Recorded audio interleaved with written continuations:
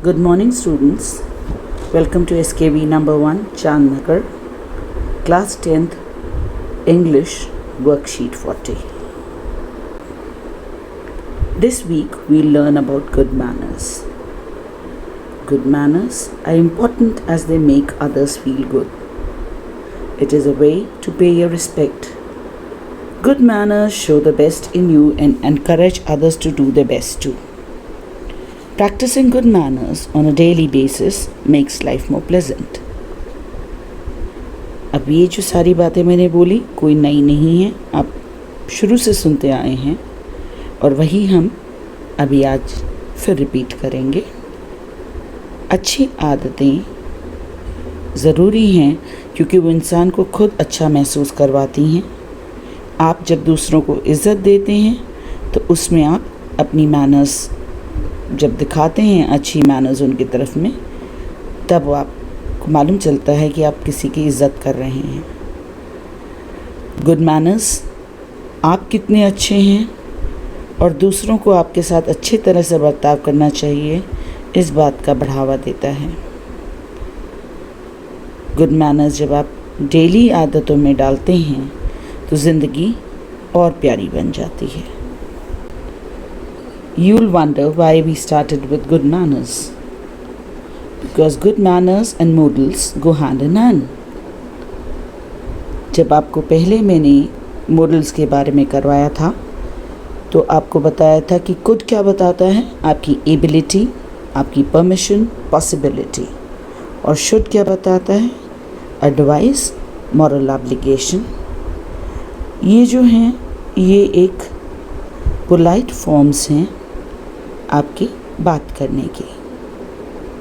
These are the modes that express आप किस तरह से बिहेव कर रहे हैं, वर्ब को एक्सप्रेस करते हैं.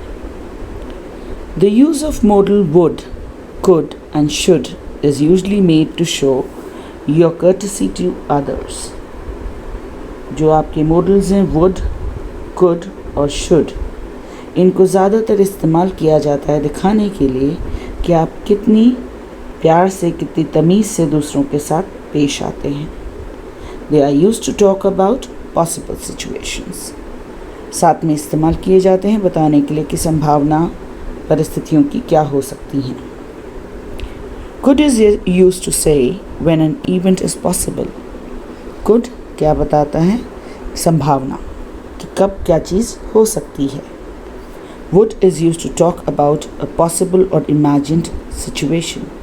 जबकि would का इस्तेमाल किया जाता है संभावित या कल्पना की हुई बातों के लिए, परिस्थितियों के लिए, या फिर किसी रिपीटेटिव एक्शन के लिए जो पास्ट में हो चुका है उसके लिए आप would का इस्तेमाल करते हैं. should is used for advice and for suggestion. जबकि should का इस्तेमाल किया जाता है कोई सुझाव देने के लिए, किसी सलाह के लिए. We have to do an activity using modals could, should and would.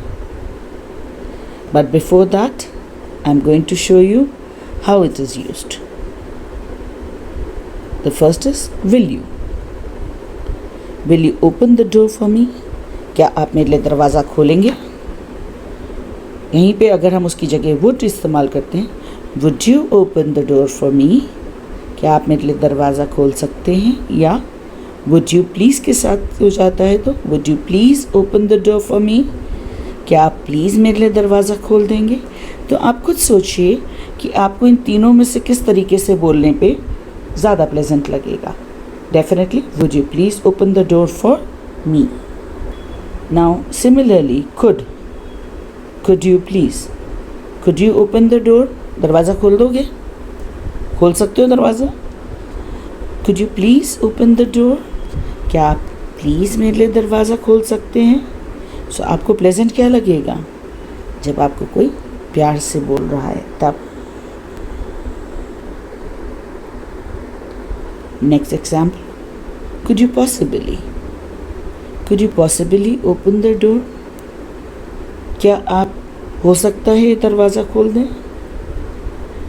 Would you kindly open the door? क्या आप प्लीज़ दरवाज़ा खोल देंगे. Would you mind opening the door? क्या आपको कोई कष्ट तो नहीं होगा प्लीज़ अगर मेरे लिए दरवाज़ा खोल देंगे? Would you be so kind as to open the door? क्या आप प्लीज़ मेरे लिए दरवाज़ा खोल सकते हैं क्या? क्या इतनी दया दिखा सकते हैं? तो these are the different ways you're using polite forms. अब आते हैं हम आपकी एक्सरसाइज पे. In the following sentence about good manners, choose the correct modal from the choices given. आपको choices दी हुई हैं और इनमें से आपको correct modal choose करना है.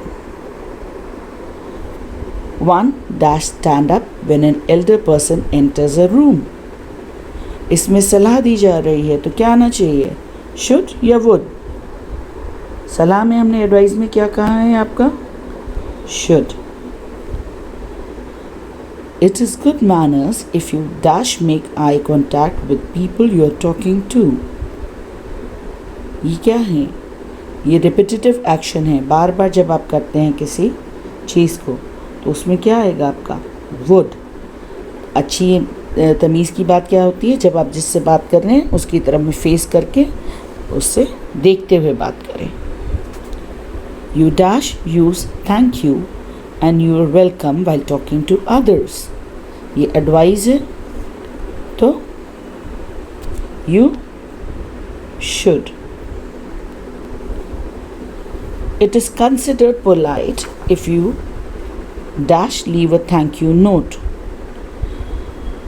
इसको तमीज़ मानी जाती है अगर आप एक थैंक यू का नोट छोड़ के जा सकते हैं तो इफ़ यू कुड. ये क्या है? पॉसिबिलिटी है, एबिलिटी है.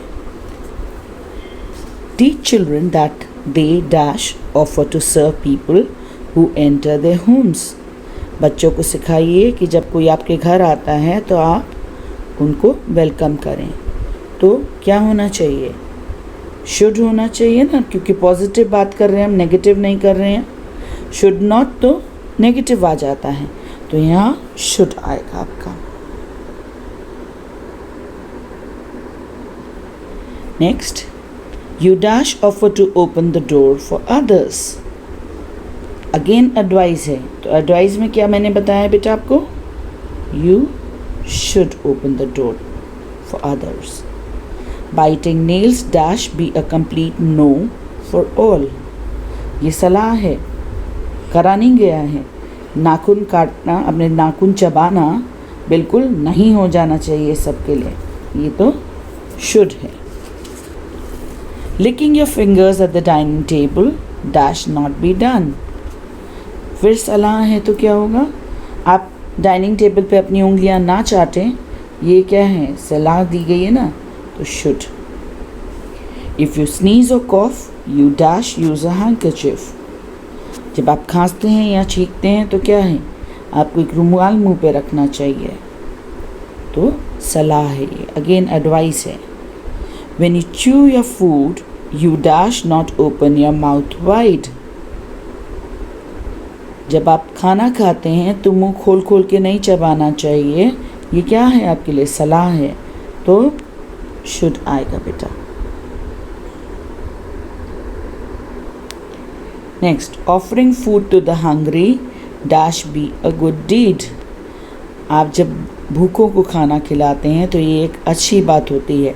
ये एक एक्शन है जो रिपीटेड है इन द पास्ट और करना भी चाहिए तो वुड आएगा.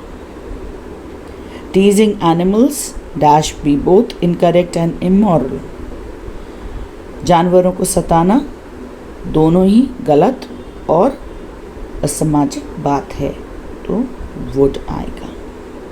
रिपीटेड एक्शन है, रेपिटेटिव एक्शन है पास्ट का, इसलिए और पोलाइट फॉर्म में है तो हम इसमें वुड यूज़ करेंगे बेटे.